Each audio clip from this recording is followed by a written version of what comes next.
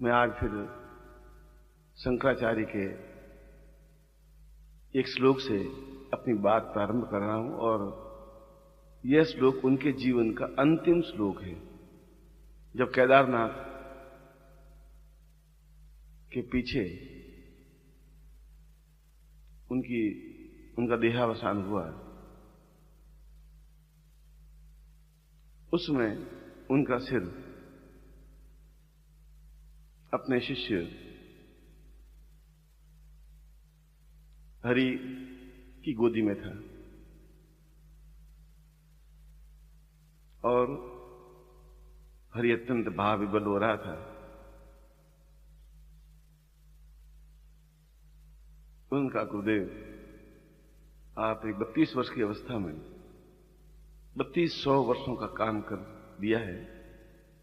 बहुत छोटी सी आयु में आप जा रहे हैं, ये हमारे लिए बहुत दुखदायक है। हम नहीं समझते कि हम क्या कर सकेंगे, क्या होगा। तब उन्होंने इस श्लोक की रचना की थी और यह श्लोक उनका एक अंतिम श्लोक था।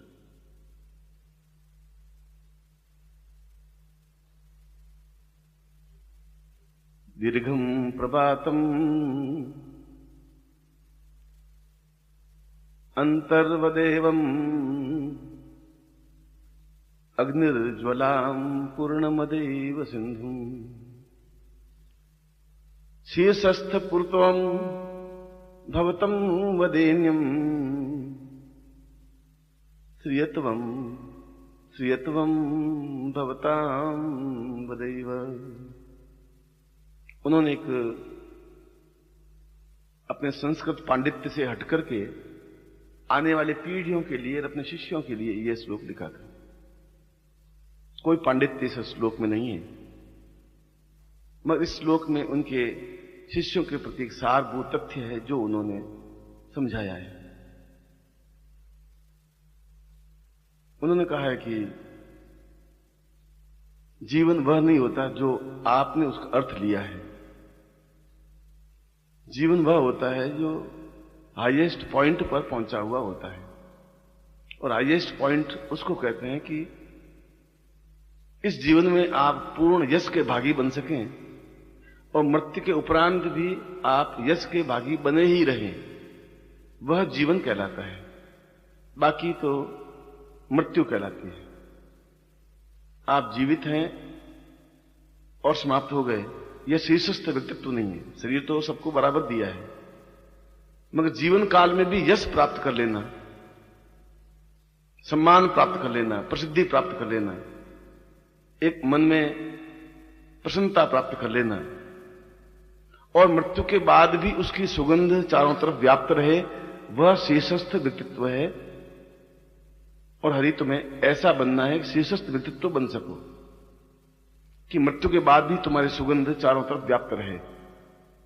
शंकराचार्य केवल 32 वर्ष की कोई अवस्था नहीं होती, आदमी पूरी तरह से पांव पे खड़ा ही नहीं हो पाता। उस समय तक उन्होंने एक दक्षिण केरल का पैदा हुआ लड़का पूरे भारतवर्ष का भ्रमण कर शंकर भाष्य जैसा अद्वितीय ग्रंथ और बाकी 18 और ग्रंथ लिख करके उन्होंने वो सुगंध व्याप्त की कि मृत्यु के उपरांत भी आज तक भी उसकी सुगंध से हम आप्लावित हैं। आज भी उनकी सुगंध हमारे कानों में, नाक में, प्राणों में संचरित है। इसलिए कि उन्होंने जीवन का अर्थ अपने ढंग से समझा। जीवन के 96% लोग जीवन का अर्थ भौतिक उन्नति समझते हैं कि हमारा प्रमोशन हो गया, कि हम एक अच्छे स्टेनो बन गए, एक अच्छे टाइपिस्ट बन गए, या अच्छी नौकरी प्राप्त कर ली, बैंक में क्लर्क बन गए। तुम बैंक में नौकरी करते हो, इस प्रकार के यहां पर 5 लाख लोग हैं जो बैंक में नौकरी करते हैं। तुम स्टेनो हो, यहां पर 25 लाख व्यक्ति ऐसे हैं जो स्टेनो का काम करते हैं। तुम लखपति हो और इस मोहल्ले में कोई घर नहीं है जो लखपति नहीं है। प्रत्येक की कोठी कम से कम 1.5 करोड़ रुपए की होगी, 2 करोड़ रुपए की होगी। तो यह शीर्षस्थ व्यक्तित्व नहीं है। शीर्षस्थ व्यक्तित्व तो अपने आप में एक दूसरा व्यक्तित्व होता है जो ऊंचा भार लिए गतिशील होता है। पहला सूत्र उन्होंने यही दिया कि जीवन में शीर्षस्थ व्यक्तित्व होना चाहिए। उसके लिए यह आवश्यक है कि उन किरणों को जो प्रज्ञा किरण कहते हैं और जो सूर्योदय से पहले प्राप्त होती है, उनको हम अपने नथनों में भरें तो दिन भर हम निश्चय ही तरोताजा बने रहते हैं, प्राणों में संचार बना रहता है और हमें एक उत्तम कोटि की युक्ति, उत्तम कोटि का ज्ञान, उत्तम कोटि की चेतना, उत्तम कोटि का चिंतन प्राप्त होता रहता है। ये चिंतन, ये ज्ञान, ये ध्यान हमें स्कूलों में, कॉलेज में पढ़ाई करने में नहीं मिलता है। ऐसा कोई कोर्स नहीं है। ऊर्जा जो अंदर प्रवाहित होती है वह तो अपने आप में एक अद्भुत ऊर्जा होती है। वह एक ज्वाला होती है जो निरंतर कार्य करने के लिए तत्पर रखती है, और जो निरंतर कार्य करता रहता है वह जीवित व्यक्तित्व होता है। क्योंकि प्रमाद अपने आप में मृत्यु का दूसरा पर्याय है। अंग्रेजी डिक्शनरी में भी प्रमाद का अर्थ मृत्यु है, और पाणिनि के संस्कृत के उस डिक्शनरी में भी प्रमाद का अर्थ मृत्यु है। प्रमाद का मतलब आलस्य, और जो आलस्य से युक्त है वह अपने आप में उतने समय के लिए मर जाता है। निद्रा एक अलग है, प्रमाद एक अलग है। इसलिए प्रातःकाल उठने वाले का दिन भर एक अलग ढंग से व्यतीत होता है, और सूर्योदय के बाद में उठने वाले का दिन भर बिल्कुल एक दूसरे ढंग से व्यतीत होता है, जो उसकी अपेक्षा कई गुना नीचे स्तर का होता है। और दूसरे इस श्लोक का दूसरा शब्द उन्होंने प्रयोग किया है कि आंतरिक ऊर्जा के माध्यम से व्यक्ति की ऊर्जा बाहर से प्रवाहित नहीं होती, प्राप्त नहीं होती। यह जो ऊर्जा मैं प्राप्त करने की बात कह रहा हूं, इस ऊर्जा के माध्यम से ही व्यक्ति में हिम्मत और चेतना, लगन और अध्यवसाय और अपने आप में पूर्ण रूप से समर्पित करने की कला आती है। और ऐसा व्यक्ति समाप्त नहीं होता। डेल कार्नेगी 88 वर्ष की अवस्था में लेखन कार्य को प्रारंभ किया, लिखना काम शुरू किया, और उन्होंने 5 या 6 किताबें लिखी और आज करोड़ों रुपए की बिकती है। जब जापान के युद्ध से इंग्लैंड जर्जर हो गया और पर्ल हार्बर पर बम गिरा, तो सारे इंग्लैंड के लोग अपने आप में पराजित और अपमान, असहाय से महसूस करने लगे। उस समय 92 साल का चर्चिल, 92 ईयर्स का, जब आज का व्यक्ति तो सोच भी नहीं सकता कि मैं 92 वर्ष जीवित रह भी पाऊंगा, उसने कहा कि सारे इंग्लैंड वासी कहने लगे कि एक केवल चर्चिल है जिसमें हिम्मत और हौसला है, और वह वापस इंग्लैंड को पैरों पे खड़ा कर सकता है, सम्मान दिला सकता है। और वह खड़ा हुआ, प्रधानमंत्री बना, और उसने इंग्लैंड को वापस ताकतवान और जीवनवान बना दिया। इसलिए कि चर्चिल की जीवनी में भी आप पढ़ें तो उसने कहा कि प्रारंभ से ही मेरे टीचर ने मुझे समझाया था कि मेरे अंदर की ऊर्जा ही मुझे जीवन में सबसे ऊंचे उठाएगी। बाहर से मुझे कोई ऊर्जा प्राप्त नहीं हो सकती। अंदर की ऊर्जा जीवन को श्रेष्ठता देती है। और आज यहां बैठा बैठा भी मैं चर्चिल का नाम भी याद कर रहा हूं, शंकराचार्य का नाम भी याद कर रहा हूं।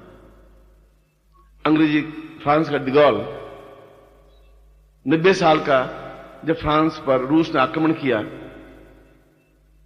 तब डिगॉल 90 साल का था और फ्रांस बुरी तरह से टूट चुका था, समाप्त हो चुका था।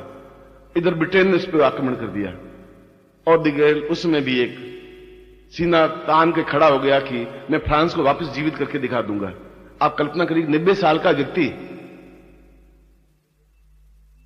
और वो वापस सीना ठोक के कहता कि मैं फ्रांस पूरे देश को जीवित करके दिखा दूंगा, जागृत करके दिखा दूंगा, और उसने करके दिखा दिया। आज फ्रांस 5 बड़ी हस्तियों में से एक हस्ती है और उसमें सबसे बड़ा योगदान डिगॉल का है। उनके सामने भी चुनौतियां आई होंगी, मगर उसमें एक आंतरिक ऊर्जा थी, एक आंतरिक चेतना थी, और ये आंतरिक चेतना व्यक्ति में स्वयं पैदा होती है। इसके लिए बाहर से कोई चिंगारी प्राप्त नहीं होती। वह तो एक अध्यवसाय से होती है, एक समझदार से होती है, एक कार्य करने की पद्धति से होती है, एक प्रमाद रहितता से होती है, आलस्य रहितता से होती है। शंकराचार्य ने कहा कि जीवन को शीर्षस्थ बनाने के लिए 12 सूत्र आवश्यक हैं और 12 सूत्र के माध्यम से एक लुहार का बेटा, बढ़ई का बेटा लिंकन राष्ट्रपति बन सकता है, जिसने जिंदगी में लकड़ियां छीली, जिसने सोचा भी नहीं होगा कि मैं खाट और चारपाई बनाने वाला व्यक्ति कभी राष्ट्रपति बन सकता हूं, और अमेरिका का सबसे पहला राष्ट्रपति बना और उसने दास प्रथा समाप्त की, क्योंकि उसमें वह एक चेतना थी, लगन थी, एक आग थी, एक काम करने की धुन थी, उसमें प्रमाद नहीं था। और शंकराचार्य ने दूसरी बात कही कि जीवन का श्रेष्ठतम समय या श्रेष्ठतम क्षण या देन वह होती है जब आप मुस्कुराते हैं। ये छोटी सी बात मेरे भी समझ में कई समय तक नहीं आई थी कि शंकराचार्य जैसे ने इस प्रकार के हल्के शब्द का प्रयोग क्यों किया। उन्होंने कहा कि जब आप मुस्कुराते हैं तो आसपास का सारा वातावरण मुस्कुराने लग जाता है, और जब आप उदास होते हैं तो आसपास का वातावरण भी उदास हो जाता है, आपके सामीप्य में आता है वह भी अपने आप में उदास हो जाता है, और एक प्रकार से आपने उस दूसरे व्यक्ति की ऊर्जा को समाप्त किया। उसमें प्रसन्नता की जो लहर थी वो आपने समाप्त कर दी, क्योंकि आपके चेहरे पर प्रसन्नता नहीं थी, मुस्कुराहट नहीं थी, और मुस्कुराहट कहीं से खरीदी नहीं जा सकती। मुस्कुराहट ही अपने आप में आंतरिक ऊर्जा पैदा करती है, आंतरिक ऊर्जा ही अपने आप में मुस्कुराहट पैदा करती है। प्रतिक्षण मुस्कुराने वाला व्यक्ति मर ही नहीं सकता, संभव नहीं है, उसको आलस्य आ ही नहीं सकता। कुछ समय तक जरूर वह मुस्कुराना भूल जाता है, मगर धीरे धीरे अभ्यास करने पर वह प्रत्येक कार्य को और कठिन से कठिन कार्य को मुस्कुराहट के साथ में पूरा कर लेता है। जिसके ऊपर मुस्कुराहट है, जिसके पास मुस्कुराहट है, उसके पास असंभव जैसी कोई चीज होती नहीं। वह ये नहीं कह सकता कि ये नहीं हो सकता, क्योंकि उसमें अंदर अपने आप एक ऊर्जा पैदा होती है। वह ऊर्जा मुस्कुराहट के माध्यम से पैदा होती है। यदि आप में मुस्कुराहट और हंसी है तो ये मुस्कुराहट अपने आप में चेतना पैदा करती है। मैंने आपको एक उदाहरण दिया डेल कार्नेगी का। उसने किताब लिखी है हाउ टू विन से फ्रेंड्स एंड पीपल्स। ये आज की सही अर्थों में श्रीमद् भगवद गीता है। गीता का जो सार है उससे भी ज्यादा उत्तम कोटि की किताब वह है कि हम दूसरों को कैसे प्रभावित कर सकते हैं। How to win a friends, हम दूसरों को मित्र कैसे बना सकते हैं। उसने कहा कि दूसरों को मित्र बनाने की श्रेष्ठतम कला 2 बातों में छिपी हुई है। पहली बात कि आपके चेहरे पर प्रतिक्षण मुस्कुराहट है, चाहे अंदर से आप तकलीफ में हैं, तनाव से हैं, और ये तो आसपास के वातावरण में ये जहर घुला हुआ है ही। पर डेल कार्नेगी कह रहा है कि आपके पास क्या है, उस वातावरण में आप सांस लेकर के भी आपके पास अगर मुस्कुराहट है तो आप आसपास के 10 गज के एरिया को, वायुमंडल को आप बिल्कुल ऊर्जावान बना देते हैं। आपके संपर्क में आता है वह भी अपने आप में ऊर्जावान बन जाता है। उसने कहा कि यह दूसरों को प्रभावित करने की श्रेष्ठतम कला है। आप किसी मिलने जाएं और मरे हुए चेहरे से जाकर मिलें तो आपका आधा काम तो होगा ही नहीं, आप जो कहेंगे वो काम ही नहीं होगा। एक आप मुस्कुराहट के साथ जाएं, तकलीफ है, वेदना है, आपके पेट में तकलीफ है, आपके घाव लगा हुआ है, वह तो है ही, वह सहन करने की क्षमता है आप में, मगर उसका आपके चेहरे पर प्रभाव नहीं पड़ना चाहिए। वो उसने कहा कि दुनिया को जीत कैसे सकते हैं आप मुस्कुराहट के साथ आप बात करेंगे तो सामने वाला के वातावरण का भी अपने आप प्रफुल्लित वातावरण बनेगा, और उस प्रफुल्लित वातावरण में भी वो भी कहेगा आइए बैठिए, क्या बात है, कहां से आए आप, और आप मरे हुए कहेंगे कि तो वहां से आया हूं और ये मेरी एप्लीकेशन है। उसने कहा ठीक ठीक एप्लीकेशन रख के चले जाओ, बाद में देख लेंगे। वह ऊर्जावान व्यक्ति नहीं बना। आपकी मुस्कुराहट आपको तो तरोताजा रखती ही है, आप बीमार नहीं बन सकते, आसपास के लोगों को भी ऊर्जावान बनाए रखती है। यह जीवन का एक दूसरा सूत्र है। ये दोनों सूत्र मैं आपको बता रहा हूं, ये दोनों सूत्र केवल एक शब्द नहीं है, ये पूरे जीवन के चैप्टर हैं। ये जो 12 सूत्र दिए शंकराचार्य ने, ये पूरे जीवन का एक अध्याय है, पूरे जीवन समेटा हुआ। और उसी में से कुछ सूत्र लेकर के डेल कार्नेगी ने किताब लिखी, और आज वह 80 करोड़ बिक चुकी है। आप कभी उस किताब को, मैं सोचता हूं लाइब्रेरी में आए और आप प्रत्येक के पास में किताब रहे और आप पढ़ें कि आप उस किताब को पढ़ करके ऊर्जावान बन जाते हैं। उसमें व्यक्तियों को आकर्षित कैसे किया जाता है, सम्मोहक कैसे किया जाता है, आपके चेहरे पर आकर्षण कैसे आ सकता है, आपके चेहरे पर सम्मोहन कैसे आ सकता है, और आप किसी को भी अपने गिरफ्त में कैसे ले सकते हैं। उसने कहा एकमात्र सूत्र निश्चल मुस्कुराहट है, एक नकली मुस्कुराहट नहीं है। हरदम आप मुस्कुराते हुए रहें और मुस्कुराते हुए बातचीत करें। सामने वाले अपने आप में प्रभावित होगा ही। आपका उदास चेहरा आपको डुबाता है, आसपास के वातावरण को भी डुबो देता है। और तीसरा, शंकराचार्य ने कहा कि जीवन के केवल 2 धुरियां हैं। एक धुरी आलोचना है, एक धुरी प्रशंसा है, तीसरा कोई शब्द दुनिया में है ही नहीं। आपके पास 2 ही चीजें हैं, या आप दूसरों की गलतियां निकालने वाले हैं और या आप दूसरों की प्रशंसा करने वाले हैं। यह आपकी ऊर्जा या आपकी चेतना आपको इस बात के लिए बाध्य करेगी कि आप क्या करते हैं। एक व्यक्ति दूसरों में कमियां ही कमियां ढूंढता रहता है, इसमें गलती क्या है, इसमें गलती क्या है, इसको डाउन कैसे करें, इसको परास्त कैसे करें, किस ढंग से इसको हम डाउनफॉल कर दें। एक व्यक्ति ऐसा सोचता रहता है और ऐसा व्यक्ति स्वयं दुखी होता है, दूसरों को भी दुखी कर लेता है। एक व्यक्ति उसकी सुधार या उसमें गुण ढूंढता रहता है। प्रत्येक व्यक्ति में गुण और अवगुणों का सम्मिलन होता ही है। कोई व्यक्ति सर्वांग गुणवान नहीं होता, कोई व्यक्ति सर्वांग अगुणवान नहीं होता।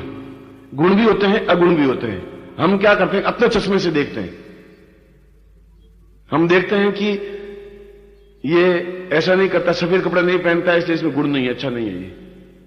ये टोपी पहन रखी है, ये साला पागल है, ये टोपी क्यों पहन रखी है, ये इस ढंग से चलता है, ये ठीक नहीं है। वो आप अपने तरह से देखते हैं क्योंकि आप दूसरे तरीके से चल रहे हैं। फिर आप उसमें गुण देखिए कि उसमें गुण क्या है, चलने की क्रिया क्या है, बात करने की टेक्निक क्या है, किस तरीके से बात करता है।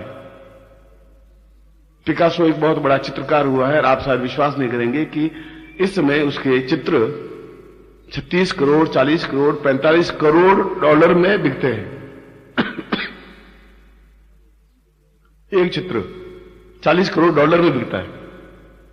और प्रारंभ में जब वह चित्र, एक पहला चित्र बनाया पेरिस में, तो उसने उस चित्र को बना करके शहर के बीचों बीच रख दिया और नीचे लिख दिया कि इस चित्र में जो भी गलतियां हो उसके ऊपर क्रॉस कर दे, जिससे कि मैं इस चित्र को दूसरी बार कोई चित्र बनाऊं, अच्छा बना सकूं। शाम को वो चित्र लेने के लिए आया तो चित्र दिख ही नहीं रहा था, क्रॉस ही क्रॉस दिख रहे थे पूरे। किसी ने कहीं मुंह पे क्रॉस बना दिया, किसी ने आंख पे क्रॉस बना दिया, किसी ने मुंह पे क्रॉस बना दिया कि ये आंख थोड़ी महंगी है, ये आंख थोड़ी तिरछी है, क्योंकि उसको तिरछी आंख अच्छी लग रही थी, उसको सीधी आंख अच्छी लग रही थी। दूसरे ने फिर कहा कि नहीं, तिरछी आंख खराब है, सीधी आंख ठीक है। उसने कहा हाथ थोड़ा लंबा है, वहां क्रॉस कर दिया। पिकासो बहुत दुखी हो गया। उसने कहा कि मैं तो चित्रकार जिंदगी बन ही नहीं सकता। उसने वापस उस चित्र को वाश आउट किया, क्योंकि चित्र तो कलर से बना हुआ था और लोगों ने पेंसिल से या कोयले से क्रॉस किया था। उस चित्र को दूसरे दिन वापस रखा, उसमें नीचे लिख दिया कि कृपया आप इस चित्र में जो भी गलती दिखे उसमें सुधार कर लें। ये नहीं लिखा कि इसमें गलतियां निकालें। दूसरे लिखा उससे भी बड़ा चित्र का अच्छा चित्र, किसी ने उसको ओठों को थोड़ा ठीक कर दिया, किसी ने उसकी आंख को ठीक कर दिया, और वह चित्र सुबह जो पिकासो ने बनाया था उससे बेटर चित्र बन गया। अब आदमी को आप किस प्रकार से लेते हैं, अगर उसको ये प्रेरित करते हैं कि आप गलतियां निकालें तो आदमी गलतियां निकालने लग जाते हैं। आप मुझ में गलतियां निकालना चाहें तो आप 200 गलतियां निकाल सकते हैं, मगर मुझ में 10 गुण होंगे ही होंगे। आप में प्रत्येक में क्या गुण है वो आपको भी ज्ञान नहीं है। दूसरा आपको बता सकता है तुम्हें एक गुण है, तुम ऐसा कर सकते हो, और वो हिम्मत के साथ में वो ऐसा कर सकता है, कर लेता है। मैं कह रहा हूं 90 साल का चर्चिल, 92 साल का चर्चिल इंग्लैंड को संभाल सकता है। 90 साल का व्यक्ति दगाल अपने आप में फ्रांस को वापस खड़ा कर सकता है। एक टांग टूटी हुई एहलूवालिया जो सैनिक था, मेजर जनरल था, और उसने निश्चय किया कि मैं हिमालय की सर्वोच्च चोटी पर पहुंचूंगा। लोगों ने खिल्ली उड़ाई, तुम एक टांग टूटी हुई लकड़ी की, तुम एवरेस्ट की चोटी पर पहुंचने की सोच रहे हो, पागल हो, दिमाग खराब तुम्हारा।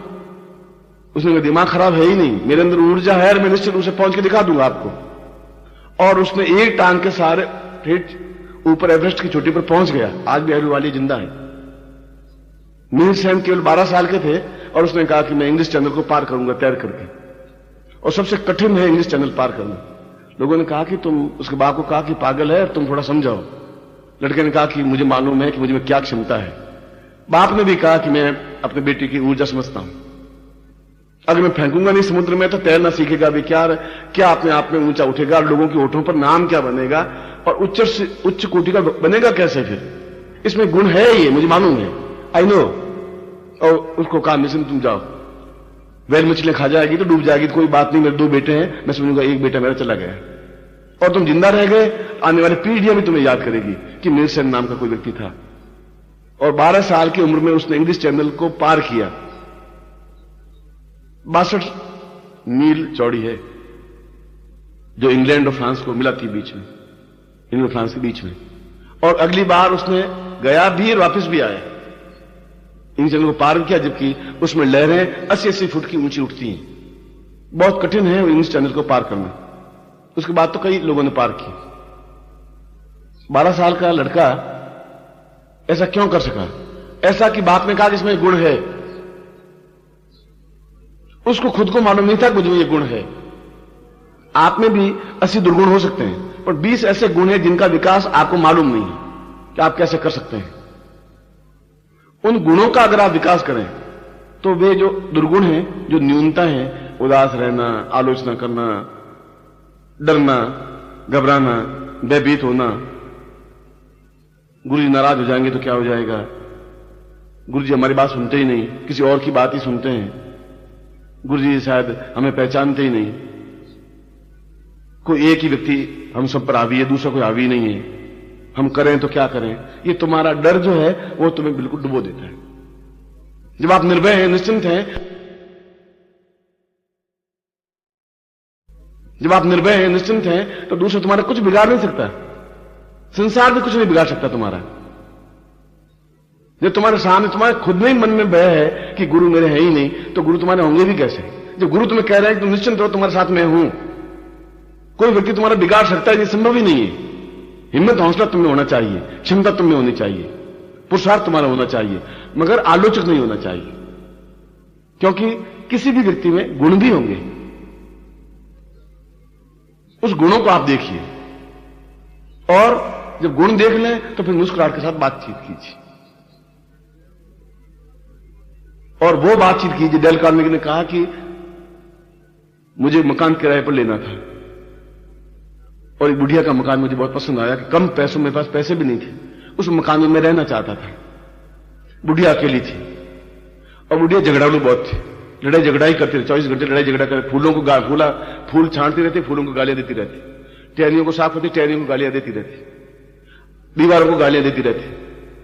उसके काम यही था, आलोचना करना, गालियां देना, बस। उसने कहा इस औरत से कैसे मैं, एक बार गया भी डर, उसने कहा मुझे तो रहना तो इसी में, अगर मैं डेल कार्नेगी हूं तो इसी मकान में पेइंग गेस्ट रहूंगा, बिना पैसे दिए रहूंगा, एक बुढ़िया के साथ में रहूंगा, क्योंकि बुढ़िया मरेगी तो पैसे मुझे मिल जाएंगे। पश्चिम वाले तो पश्चिम वाले के हिसाब से सोचते हैं, मगर बुढ़िया से तो चुड़ैल है पक्की। ये तो अंदर फाटक से पहले घुसने के पहले तो 8 तो गालियां बोलती है। उसने कहा कि गालियां बोलती मगर कोई कोई गुण जरूर होगा इसके पास, ऐसा है ही नहीं, मैं गुण ढूंढ नहीं पाऊंगा, जिस दिन मैं गुण ढूंढ लूंगा उस दिन हो जाएगा काम। डेल कार्नेगी के आसपास घूमता रहा, रोज घूमता रहा, अंदर जाने की हिम्मत कर नहीं पाया कि एक बार दूसरी बार ट्राई किया, दूसरी बार भी उसको फटकार मिली। फिर 5-7 दिन बाद फिर उसने फाटक खोली तो बुढ़िया ने कहा क्या कर रहे हो? बुढ़िया सुबह सुबह 2 घंटे फूलों को क्यारियों को ठीक अकेली थी, कोई करने का काम था नहीं।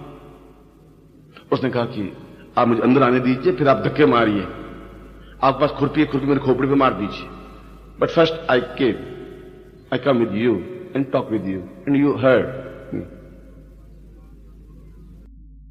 न चलो अच्छा मरो न चलो। फाटक खोल के अंदर आए। उसने कहा कि आप 50 साल की हैं, जबकि वो 90 साल की थी। तुम 50 साल की दिखती हैं, क्योंकि 50 और 45 के बीच में दिखती हैं। अब औरत को कोई 90 साल की बुढ़िया को 45 कहे तो खुशी होगी, वो नाराज तो हो ही नहीं सकती। उन्होंने कहा नहीं, मैं 90 साल, आप 90 साल दिखती नहीं है जरूर आप कहती होंगी तो झूठ नहीं बोल, झूठ तो आप बोल ही नहीं सकते, संभव नहीं है। मैं दिखती आप 45, ज्यादा छलांग लगाऊं तो 50। उसने मुझे तुम कहां से आए? उसने कहा कहां से आऊं, मतलब मेरा तो कोई है नहीं आसरा, मैं धर्मशाला में ठहरा हूं, मगर आपको फूलों से बहुत प्रेम है, ये बात देखा है कि फूल तो बचपन से मैं फूलों को ठीक करती थी। उनका ये देखा, और जो फूलों से प्रेम करता है उसके मन में दया ही दया होती है। उनका मैं बहुत दया, लोग बहुत दुष्ट जाले में साले, बहुत बदमाश है, मेरा पड़ोसी बहुत हो, ये बहुत साला गंदा है, वो बहुत बेटा, वो डेफिनेटली है, मगर फूलों से प्रेम करने वाले के हृदय में दया के अलावा कुछ होता ही नहीं। ये बात मैंने देखी है, और आपके हृदय में दया ही दया है, ये बात तो निश्चित रूप से। उन्होंने कहा मैंने कुत्ते को भी कभी डंडी नहीं मारी, देखो फूलों को भी मैंने बहुत छीलता हूं तो ढंग से छीलती हूं। उसने कहा आप इतनी सी बात करके उसने कहा मैं जाता हूं। अच्छा बेटा कल फिर आना था, आप कहती तो आ जाऊंगा। उसने चला गया। 25% तो लड़का तो ठीक है, लड़के ने ठीक उसने किया। 2 दिन फिर आया, उसने कहा कि लाओ मैं थोड़ा मिट्टी ठीक कर लूं। नहीं नहीं तुम नहीं करोगे। आप कहते नहीं करता, मगर मैं सीखूंगा कैसे? आपसे तो सीखूंगा, ये गुण आप में, मुझ में तो है नहीं ऐसे। आपसे सीखूंगा तो मैं भी फूलों से प्यार करना सीखूंगा, फूलों से प्यार करना सीखूंगा तो मुझे भी मालूम पड़ेगा मुस्कुराहट क्या होती है, फिर मालूम पड़ेगा कि मैं 90 साल का होकर भी 40 साल का कैसे दिखता हूं।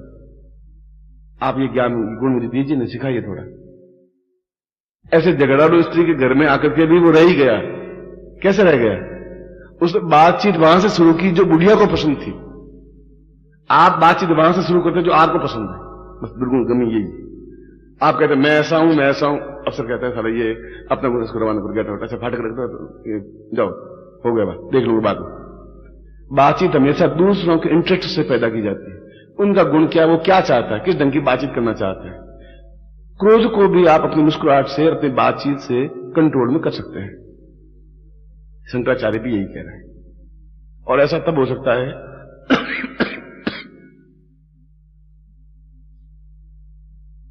जब आप निर्भय होते हैं। चौथा, शंकराचार्य ने 12 सूत्र दिए थे। पहला सूत्र प्रातःकाल जल्दी उठने की क्रिया, इसलिए नहीं कि आप जल्दी उठें, मगर वास्तव में आप कभी 10 बजे उठ करके देखें। एक दिन टेस्ट वो करें, एक दिन टेस्ट वो करेंगे, आप 5 बजे उठ के देखें, देखिए दिन भर आपका कैसा बीता, वो दिन कैसा बीता, आपको टेस्ट करके देख लें। क्योंकि ऊर्जा जो व्याप्त होती है वो 24 घंटे आपको संचरित करती रहती है। सांस लेने की क्रिया अलग है, ऊर्जा बिल्कुल एक अलग चीज है। ऊर्जाहीन व्यक्ति 95% है, जिसमें ऊर्जा नहीं है, जिस हिम्मत नहीं है, हौसला नहीं है, काम करने की धुन नहीं है, लगन नहीं है, प्रमाद है, वो जीवन को बाहर समझते हैं। 5% व्यक्तित्व ऐसे होते हैं जो ऊर्जावान होते हैं, जो कहते हैं मैं कर सकता हूं। एलू वाले कह सकता है कि मैं एक टांग के सहारे एवरेस्ट पर पहुंच सकता हूं। नीलसन कह सकता है 12 साल की उम्र में मैं चिंगली चैनल पार कर दूंगा। चर्चिल कह सकता है कि मुझे हिम्मत है, 90 साल का हूं तो जवान हूं, मैं इंग्लैंड को अपने आप पे खड़ा कर दूंगा। ये सब सूत्र हमारे सामने हैं।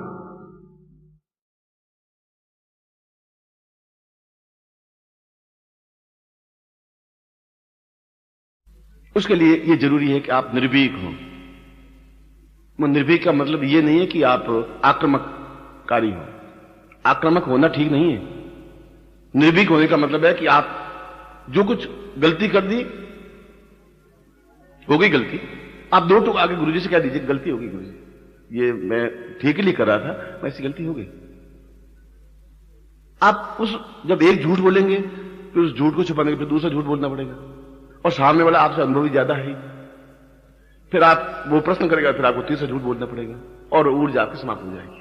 इसके पीछे पहली बार में कह दिया साहब ये मुझसे गलती हो गई, ये नेम प्लेट थी टूट गई मुझसे, मैं तो पहुंच रहा था और टूट गई, मैं जानबूझ के तोड़ी नहीं। तो उसमें आपकी ऊर्जा भी बची रही, सामने वाले के अंदर मन में भी आया कि नहीं आदमी बिल्कुल विश्वास पात्र और खरा आदमी, सही आदमी, अपनी बात को 2 टूक कहने वाला है, इस पर भरोसा किया जा सकता है, ये प्रमाद रहित दिन भर काम करने की क्षमता रखता है। कायर व्यक्ति चाहे कितने बड़े वो आपको मैंने सामान सौंपा, ये सामान तुम्हें वहां पहुंचाना है, ये गाड़ी है, इस गाड़ी पे सामान लदा हुआ है, ये ट्रक में सामान लदा हुआ है, आप जाइए, और आप ट्रक से 50 फीट दूर जाकर खड़े हो जाए। आप सोचें साला कोई चेक करेगा, अपन क्यों झंझट में पड़े, कर्म फूटे, अपन थोड़ा 50 फीट दूर ही खड़े रहे। तो आपके जैसा कायर बुजदिल कोई व्यक्ति नहीं है, चाहे 50 साल के हो, 60 साल के हो, 70 साल के हो, यूजलेस बेकार है आप। उस समय तन करके आपको खड़ा होना पड़ेगा पास में। कोई आप चरस गांजा अफीम नहीं ले जा रहे, कोई गलत काम नहीं करें, पर आप अंदर से कायर है, बुजदिल है, ये बात दो टूक स्पष्ट है। आप तन के खड़े होइए, आप चेक करिए क्या है, लाइए मैं एक बोरी खोल के दिखाता हूं, चेक कर लीजिए आप। आपकी निर्भीकता से अपने आप एकदम ठंडा पड़ जाएगा, क्योंकि उसमें है ही नहीं। आप गलत काम करेंगे तो आपको तकलीफ होने की जरूरत नहीं। मगर कायर व्यक्ति पास में नहीं खड़ा होता, कायर व्यक्ति 40 फीट दूर खड़ा होता है, देखता है कि वापिस ट्रक रवाना होगा तो मैं अंदर बैठ जाऊंगा। इससे ज्यादा कायरता जिंदगी की कुछ नहीं होती, इससे ज्यादा घटियापन भी जिंदगी का कुछ नहीं होता। आपको काम सौंपा है, मैंने आपको ये काम सौंपा है कि ये चीज लेके जाइए, और आप ले जाए और डरते डरते ले जाए, इसमें तो कोई ऐसी तो है नहीं, शराब की बोतलें तो है नहीं, फूल है, फूलों के ऊपर टैक्स नहीं लगता, चोरियां नहीं करते, पुलिस वाले उसको तंगड़ी नहीं करते, उसमें कोई नीचे कोई एक राइफल छिपी हुई नहीं है। क्यों डरते हैं आप? डरते इसलिए हैं कि आप अंदर भीरुता है, आपकी कमजोरी है, आप बुजदिली है, आपकी निम्नता है।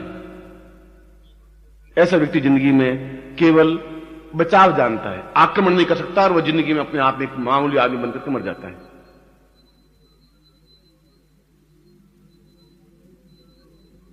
आप जिंदगी में अगर शीर्षस्थ व्यक्तित्व बनते हैं तो 90 साल के बाद, 89 साल की उम्र में भी डेल कार्नेगी ने किताबें लिखी है, करोड़ों रुपए में बिकी, 89 साल की उम्र में पहली बार लिखी, क्योंकि किसी ने कहा कि तुम लिख सकते हो, तुम्हें लिखने का गुण है, ये क्वालिटी तुम में है, ये गुण है, बाकी दुर्गुण और होंगे, मगर ये गुण है कि तुम बहुत अच्छा राइटर तुम बन सकते हो।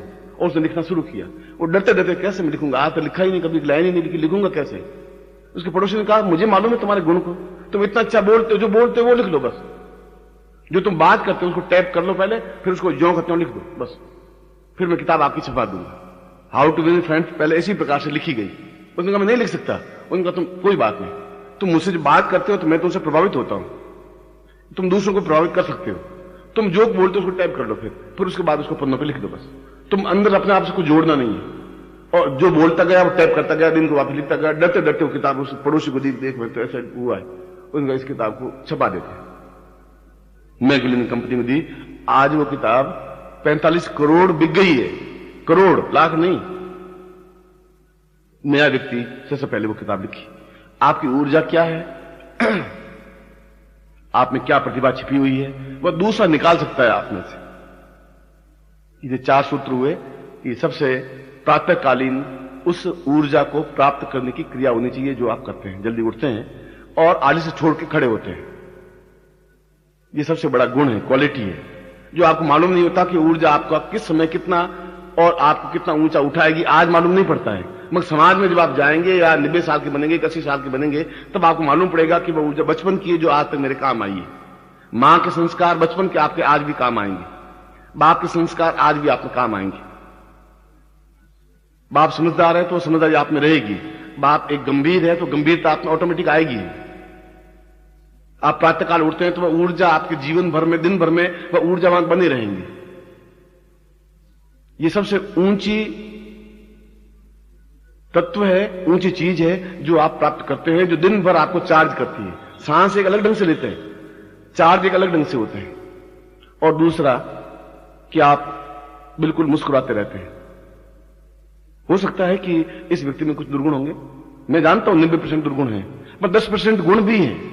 मगर जब आप मुस्कुराएंगे तो आसपास के वातावरण को मुस्कुराहट बनाएं। आप मुझसे मिलेंगे तो रोते हुए मिलने की अपेक्षा आप मुस्कुराते हुए काम करते हुए मुझे मिलेंगे, तो मैं भी आपके पास 2 मिनट बैठने की इच्छा रखूंगा। आपकी तकलीफ है, आपकी वेदना है, आपकी घुटन है, आपकी कोई समस्या है, वो आपकी है, उसके ऊपर वह जब मुस्कुराहट के एकदम से प्रहार करेगा तो वह चीज अपने आप समाप्त हो जाएगी,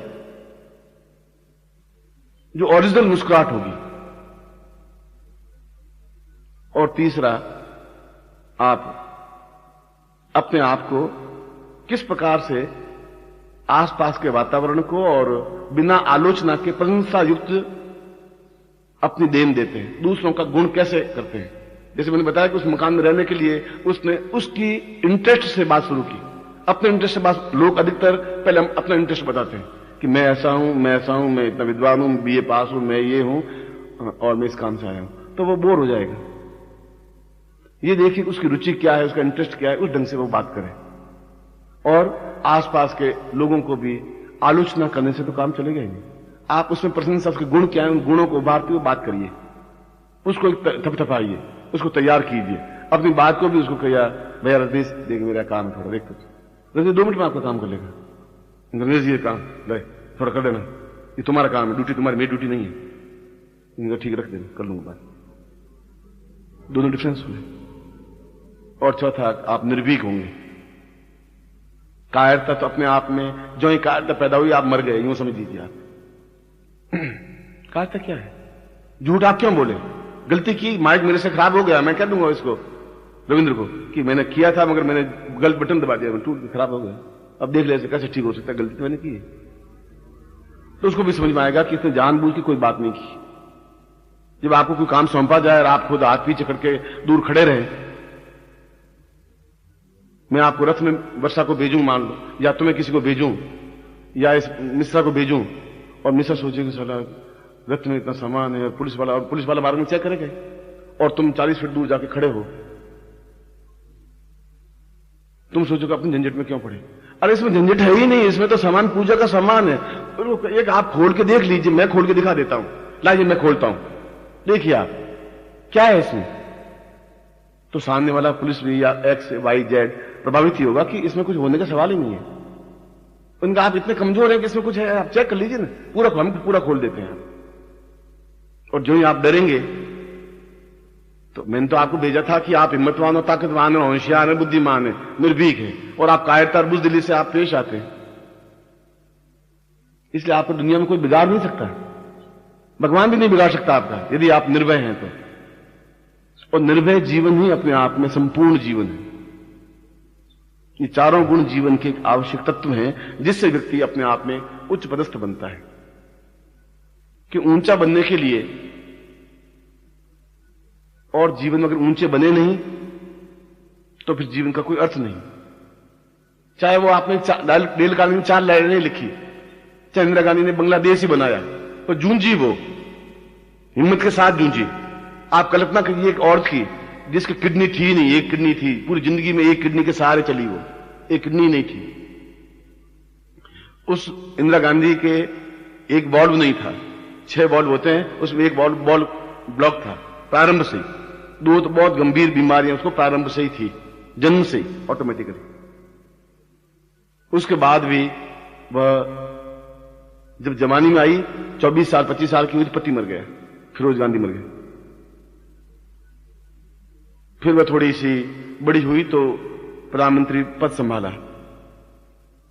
प्रधानमंत्री संभाला तो उसका एक जवान बेटा मर गया, संजय गांधी। इतना मानसिक तनाव झेलते हुए जूझती रही, हिम्मत के साथ जूझती रही। आज दुनिया में 3 लोगों के नाम लिए जाते हैं बहादुरी, किसमें है?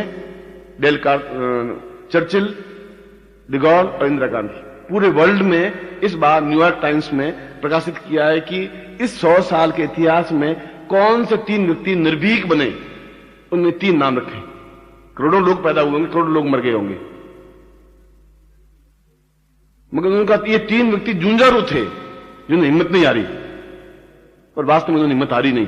उम्र के अंतिम पड़ाव तक भी जूझती रही। जिसका जवान बेटा मर जाए वो तो अपने आप निडाल हो जाती है, जिसका पति मर जाए वो तो कितनी परासित हो जाती है, उसमें कोई बात नहीं। ये तो प्रभु की जो इच्छा होगी। मुझे जूझ करके अपने नाम, और आज इंदिरा गांधी का नाम मेरे होठों पर इस सुबह सुबह आ रहा है, चर्चिल का नाम आ रहा है, क्योंकि वो निर्भीक थी। जो करूंगी 2 टूक करूंगी। इसमें घबराहट और तकलीफ से क्या होगा? उन 12 सूत्रों में से 4 सूत्र मैंने आपके सामने रखे हैं कि हम किसी की आलोचना नहीं करें, उसके गुणों का विकास करें, उसमें गुण ढूंढें। आप मुस्कुराएं और आसपास के वातावरण को भी मुस्कुराहट बनाएं। अपनी ऊर्जा को जागृत करें, उस ऊर्जा से दूसरों को भी प्रभावित करें। और चौथा, आप निर्भीक बने, और जिसकी वजह से आप यहां बैठे हैं, आप इस मकान की वजह से, किचन की वजह से, खाने की वजह से आप यहां नहीं बैठे हुए। आप यहां बैठे हैं एक पर्सनैलिटी के लिए, एक गुरु के लिए। एक भावना तुम्हारे मेरे प्राणों से जुड़ी हुई है। जब वो है तब आप फिर निश्चिंत हैं, तब आप उसके प्रति पूर्ण रूप से समर्पित बनिए। और मैं भी आपके प्रति पूर्ण रूप से समर्पित बनूं, मेरी भी ड्यूटी उतनी है। मगर आप अपनी गलती को छुपाइए मत, क्योंकि उससे आपका एक विश्वास टूट जाएगा। आपके अंदर एक झूठ बोलने की आदत शुरू हो जाएगी फिर दूसरी बार और 2 झूठ करेंगे, वो भी आप आदत वही हो जाएगी, झूठ बोलते रहेंगे। फिर तीसरी बात भी छुपाएंगे, चौथी बात आपने चोरी कर ली गुरुजी, मुझसे गलती हो गई, शाम को मुझे ये मैंने चोरी कर ली, मुझसे हो गई, ये अपराध मुझसे हो गया है। आप मन में बिल्कुल शांति से सो सकेंगे और व्यक्ति भी सो सकेगा, चोरी कर तो दी, ये मोतियों से भी इतना अनुभव प्राप्त नहीं हो सकता, इतना गुण प्राप्त नहीं हो सकता। और ये गुण यदि आप अपने जीवन में उपयोग करने लगेंगे तो अपने आप में ही आप एक श्रेष्ठ व्यक्तित्व बन सकेंगे, एक अद्वितीय व्यक्तित्व बन सकेंगे। जीवन का श्रेष्ठ तत्व शिष्य होता है। संपूर्ण ब्रह्मांड में यदि सबसे उच्च कोटि का कोई शब्द है तो वह शब्द शिष्य है। शिष्य का मतलब यह नहीं है कि वह गुरु का दीक्षा लिया हुआ व्यक्ति हो। शिष्य का मतलब है कि वह प्रत्येक क्षण नवीन गुणों को अनुभव करता हो और अपने जीवन में उतारता हो, वह शिष्य है। बालक भी शिष्य है जो मां के गुणों को अपने जीवन में उतारता है, क्योंकि वो देखता है और देख करके उसका अनुरूप बनता है। उसमें इतनी समझ नहीं है, बालक केवल नकल करता है। यदि बालक देखता है कि मेरा बाप शाम को आके मां को गालियां बोलता है, तो बेटा चाहे 5 साल का हो तो 8-10 दिन बाद उसके मुंह से गालियां निकलने लग जाएंगी। चाहे मां को निकले, उसको ये मालूम नहीं मुझे मां को गाली दे रहा हूं नहीं दे रहा हूं, मगर बाप के गुणों का विकास धीरे धीरे उसके चित्त पर पड़ता रहेगा। बाप यदि मां यदि कुछ लड़ती है तो उसके व्यक्तित्व का प्रभाव भी उसके चित्त पर पड़ता है। इसे बालक से लगाकर जीवन के अंतिम क्षण तक जो भी क्षण व्यतीत होते हैं वे सब शिष्य रूप में ही व्यतीत होते हैं। और जब हमारा शिष्य रूप दब जाता है तब तुम्हारा राक्षस वृत्ति उस पर हावी हो जाती है, क्योंकि चारों तरफ वातावरण राक्षस वृत्ति का है।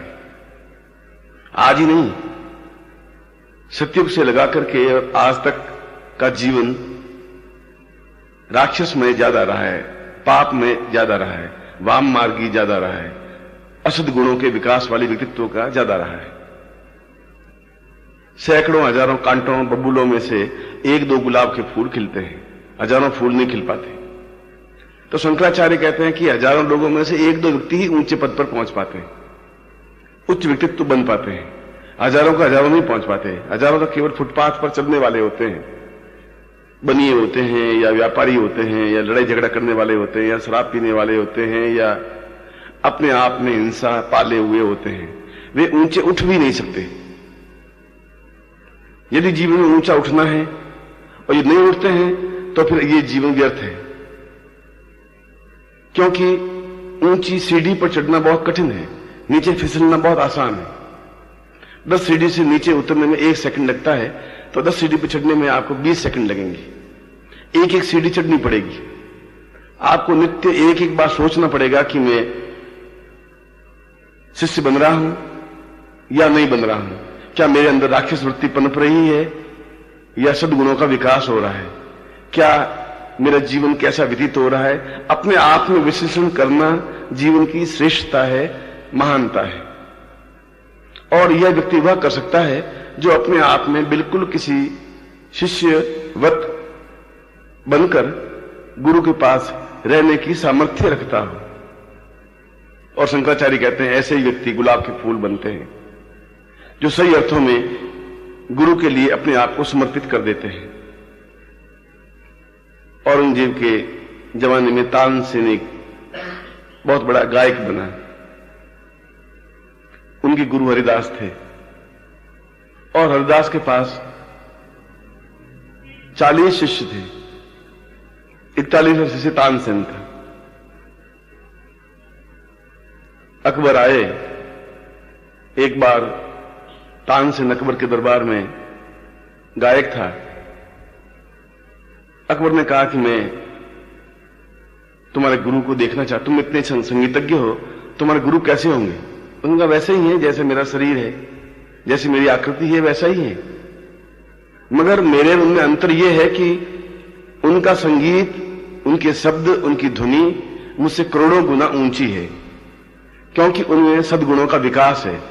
मैं एक नौकर हूं, मैं आपकी दी हुई रोटियां खाता हूं और वे उन गुणों की वजह से पूजे जाते हैं, इसलिए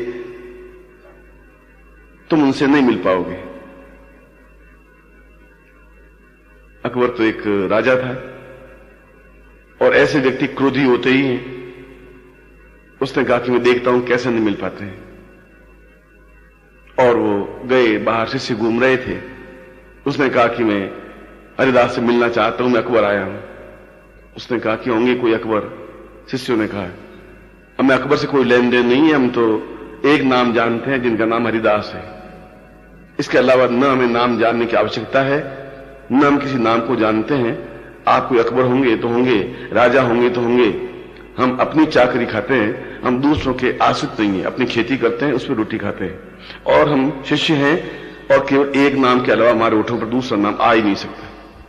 अकबर ने तलवार निकाली और शिष्य का गर्दन काट दी। जो ही काटी उस जगह पर दूसरा शिष्य आके खड़ा हो गया।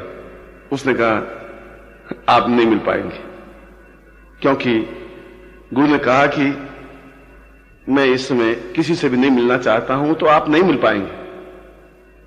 और इतिहास साक्षी है कि उन्होंने 40 शिष्यों का गर्दन काट दी। एक शिष्य गिरा, दूसरा शिष्य खड़ा हो गया, दूसरे शिष्य गिरा, तीसरा शिष्य आके खड़ा हो गया। एक क्षण भी ये चिंता नहीं की कि मेरा जीवन है और मैं ये क्या कर रहा हूं। उनके जीवन में एक ही बात थी कि मैं शिष्य हूं, और गुरु के लिए अपने जीवन को सर्वस्व आज भी करूंगा तो कल मौत मुझे खींच के ले जाएगी, मैं मर जाऊंगा। कभी कभी मौत मुझे आज नहीं तो 20 साल बाद मुझे गर्दन से मरोड़ के खत्म कर देगी।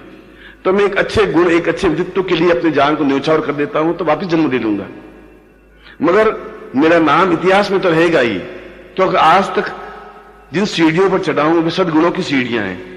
हरिदास ने हमें जो ज्ञान दिया है वो अपने आप में यह है कि तुम्हें श्रेष्ठ बनना है, और श्रेष्ठ बनने के लिए अपने आप में आत्मोत्सर्ग करने से ही श्रेष्ठता बनती है। जहां पर भी छल प्रपंच होता है, जहां पर भी षड्यंत्र होता है, जहां पर भी गुरु के विरुद्ध विश्वमन होता है, वहां पर शिष्य सुन नहीं सकता। वो इतना भी नहीं सुन पाया कि मैं मिलना चाहता हूं, मैं जबरदस्ती मिलूंगा। शिष्य ने कहा आप नहीं मिल सकते, हम खड़े इसके बीच में, आप नहीं मिल सकते जब तक उनकी आज्ञा नहीं होगी। हमने आज्ञा भिजवा दी है, उनकी आज्ञा हमारे पास मिली नहीं है, उन्होंने गर्दन काट दी, क्योंकि वे संगठित थे। और अकबर एक षड्यंत्रकारी था, एक धोखेबाज था, एक विश्वासघाती व्यक्तित्व था। उसने जोधाबाई से शादी इसलिए की कि ये मारवाड़ के राजा हमारे कंट्रोल में रहें, मेरे बस में रहें।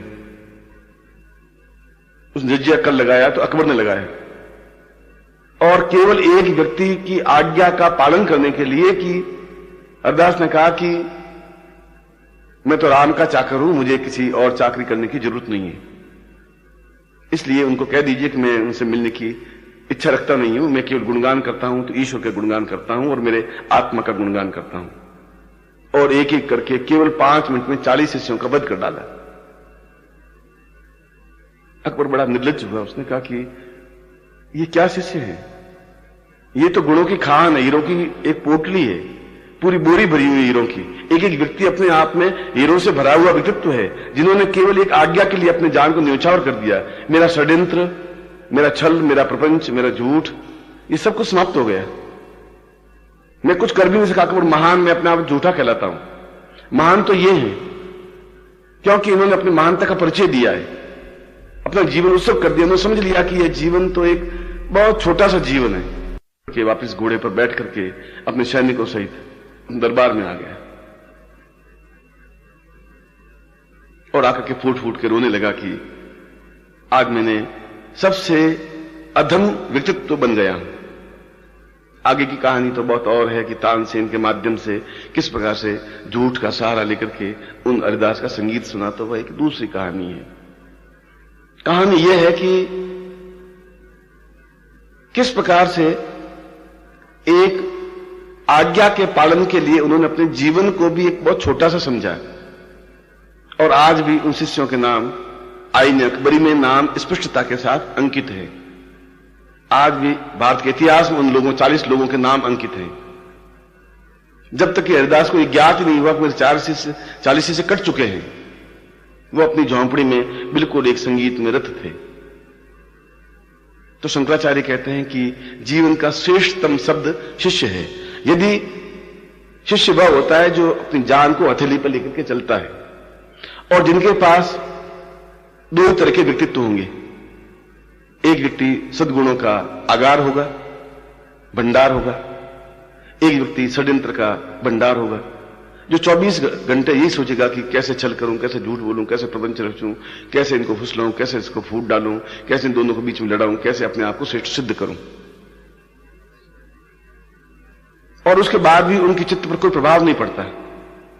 वो समझते हैं कि मैं क्या हूं, और जो सही अर्थों में शिष्य है और जिनके अंदर सद्गुण है, वे असद गुणों को तुरंत भांप लेते हैं। जो गुलाब के फूलों के बीच रहते हैं, वहां थोड़ी नाली का दुर्गंध आती है तो भांप लेते हैं कि यहां दुर्गंध है। कहां से नाली बह रही है मालूम नहीं, पर है दुर्गंध, और मुझे दुर्गंध से दूर हट जाना है। या तो किनारा करके खड़ा हो जाता है, या फिर उस सुगंध में व्याप्त करने के लिए तैयार हो जाता है, मगर उस नाली का कीड़ा नहीं बनता। और नाली का कीड़ा बनकर के जीवित 1000 साल भी जीवित रहने की अपेक्षा वो 2 दिन जीवित रहना ज्यादा अच्छा है, जहां वह अपने गुरु की रक्षा करने के लिए, उनकी आज्ञा पालन करने के लिए, अपने जीवन को आत्मोत्सर्ग करने के लिए भी तैयार रहता है। यह जीवन की श्रेष्ठता का एक और मापदंड है। यदि हमने उनके लिए अपने आप को न्योछावर नहीं किया, वह चाहे भगवान हो, वह चाहे गुरु हो, वह चाहे आपको ज्ञान देने वाले हों, एक तरफ ऐसे व्यक्ति हैं, क्योंकि गुलाब के फूल तो 4-5 खिलेंगे, और यदि 4-5 फूल भी टूट गए तो फिर कांटे ही कांटे जीवन में रह जाएंगे। जहां भी जाओगे तुम्हें कांटे मिलेंगे। उन कांटों के बीच जीवित रहना है या उन गुलाब के फूलों को जीवित बनाए रखना है, तो उन कांटों को तोड़ना ही पड़ेगा। उन कांटों को तोड़ेंगे तो फूल विकसित होंगे। आसपास की घास खोदेंगे तो फूल का विकास होगा। और हमने जीवन में कांटों का विकास किया या फूलों का विकास किया? हमने कांटों की रक्षा के लिए अपने क्षणों को व्यतीत किया या फूलों की रक्षा के लिए अपने क्षणों को व्यतीत किया? ये अपने चिंतन का विषय है। हमने अपने जीवन के कितने क्षण उस गुरु को दिए, कितना समय उनके लिए दिया, किस प्रकार से उनको बचाया, किस प्रकार से उनकी सेवा की? यह जीवन का एक उच्च स्तरीय सोपान है। यह जीवन का एक उच्च स्तरीय मापदंड है, अपने आप को नापने की क्रिया है। और यह स्थिति शिष्य कहलाती है, और यह शिष्य शब्द से ही सेवा शब्द बना है। जहां सेवा है वहां शिष्यता है, जहां शिष्यता है वहां सेवा है। और सेवा का तात्पर्य है कि उन गुलाब के फूलों को विकसित करने में सहयोग देना, और सहयोग देने के लिए तूफान आंधी के बीच में तन करके खड़े हो जाना, जिससे कि वो टूट करके गिर नहीं जाए। और वही गिर गए तो चारों तरफ नाली के कीड़े बहने लग जाएंगे, फिर हमारा जीवन अपने आप में व्यर्थ हो जाएगा, फिर हमारे जीवन का कोई अर्थ नहीं रह पाएगा। और हम अगर जीवन को सही अर्थों में जीवित रहना चाहते हैं, और चाहे जितने समय तक भी रहें, उतने समय तक हम अपने छाती ठोक के कह सकते हैं कि हमने कुछ क्षण उनके साथ बिताए हैं, और तूफान की तरह उस अंधकार और उस प्रकाश के बीच में तन करके खड़े हो